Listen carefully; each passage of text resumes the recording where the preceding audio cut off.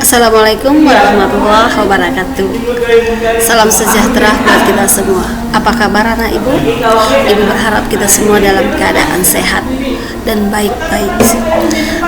Sebelum kita melakukan pembelajaran pada pertemuan kedua ini, marilah kita tundukkan kepala sejenak, memohon kepada Allah Subhanahu wa taala, Tuhan yang Maha Esa, agar kita bisa melakukan kegiatan pembelajaran ini dengan baik.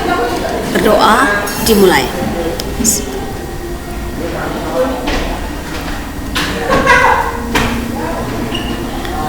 Doa selesai. Nah, anak ibu, kembali bersama ibu kita belajar akuntansi keuangan. Materi kita kali ini adalah mencatat transaksi penjualan barang dagang, atau lebih dikenal dalam istilah akuntansinya jurnal penjualan barang dagang. Transaksi penjualan barang dagang dapat dilakukan dengan dua sistem atau dengan dua cara. Yang pertama, pencatatan dilakukan dengan sistem fisik atau sistem periodik. Ini dilakukan dan dilaksanakan perhitungan persediaan pada akhir periode. Yang kedua, itu pencatatan dilakukan dengan sistem perpetual, yaitu pencatatan setiap kali terjadi transaksi yang mempengaruhi saldo perubahan atas barang dagang atau dicatat secara terus-menerus. Transaksi penjualan barang dagang bisa dilakukan secara tunai, kredit, dan penjualan angsuran. Bagaimanakah mencatatnya? Kita lihat. Apabila penjualan secara tunai dicatat dengan sistem persediaan periodik, maka kita mencatatnya dengan jurnal kas pada penjualan.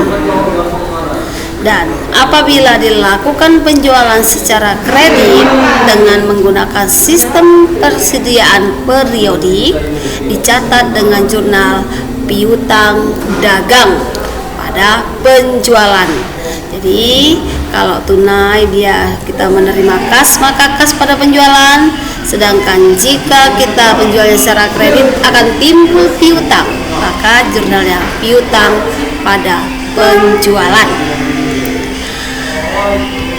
Apabila kita mencatatnya dengan sistem perpetual, penjualan tunai dicatat dengan jurnal kas pada penjualan. Itu untuk mencatat hasil penjualannya. Dan jurnalnya satu lagi, kalau periodik cukup satu. Tapi kalau untuk penjualan dengan persediaan perpetual, maka ada satu lagi, yaitu mencatat harga pokok penjualan. Maka jurnalnya harga pokok penjualan pada persediaan barang dagang. Penjualan secara kredit dengan sistem persediaan perpetual maka akan dicatat dengan piutang dagang pada penjualan. Piutang dagang pada penjualan. Dan untuk mencatat harga pokok penjualannya dicatat dengan jurnal harga pokok penjualan pada persediaan barang dagang. Untuk mencatat diskon atau retur adalah sebagai berikut. Kenapa diskon dan retur ini harus dicatat? Karena pada saat tertentu penjual memberikan diskon atau menerima pengembalian yang disebut dengan istilah retur, yang biasanya dilakukan para pembeli karena barang yang dibeli ada yang rusak atau ada yang catat atau tidak sesuai dengan pesanan. Nah, jurnal untuk mencatat diskon dan retur sebagai berikut.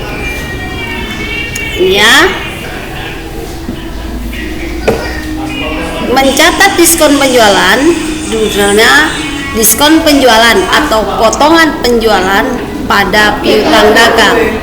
Ini acara diskon itu kan potongan, jadi boleh diganti kata diskon ini dengan potongan jika kamu menggunakan akun potongan. Jadi potongan penjualan atau diskon penjualan pada piutang dagang. Untuk mencatat retur, kita lakukan dengan jurnalnya. Yang pertama yaitu retur dan potongan penjualan. Ini jika akun retur dan potongan dijadikan satu. Retur dan potongan penjualan pada piutang dagang. Kemudian sejumlah persediaan barang dagang pada harga pokok penjualan. Untuk mencatat yang berikutnya, retur potongan pembelian menggunakan sistem persediaan perpetual, maka dijurnal dengan utang dagang pada persediaan barang dagang. Dijurnal dengan utang dagang pada persediaan barang dagang. Untuk mencatat retur dan potongan pembelian dengan menggunakan sistem periodik, utang dagang pada retur dan potongan pembelian. Nah, kesimpulan dari yang Ibu jelaskan tadi, Ibu buat rangkumannya dalam satu tabel. Silahkan kamu amati. Ini keterangan transaksinya apabila pembelian barang dagangan tunai atau kredit. Ini maka inilah dia. Jika tunai pembelian pada kas, jika kredit pembelian pada utang dagang. Dan ini mencatat dengan metode perpetual. Jika kita melakukan pembelian barang dagangan secara tunai, kita menjurnalnya dengan persediaan barang dagang pada kas. Apabila kita membelinya secara kredit, dalam metode perpetual dijurnal dengan persediaan barang dagang pada utang dagang. Dan demikian kamu perhatikan satu persatu ringkasan dari materi yang Ibu berikan pada penjelasan sebelumnya. Nah, ini contoh pencatatan sistem periodik.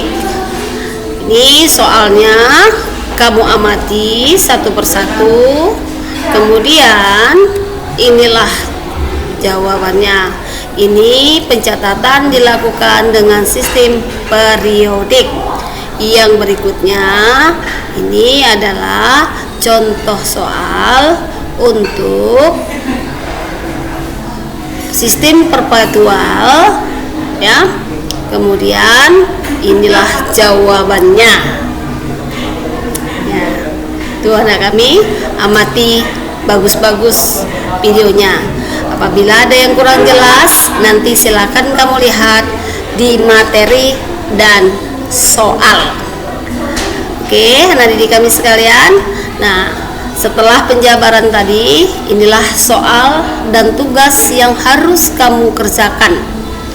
Silakan kamu searching atau kamu buka sesuai dengan link yang sudah ditentukan. Oke, demikian anak ibu materi kita hari ini. Ibu berharap kamu dapat memahaminya dengan baik, kamu dapat mengerjakannya tugasnya dengan baik, dan kita selalu sehat-sehat hingga pertemuan berikutnya. Sekali lagi, sebelum kita akhir pertemuan kita kali ini, marilah kita tutup dengan doa. Doa dimulai.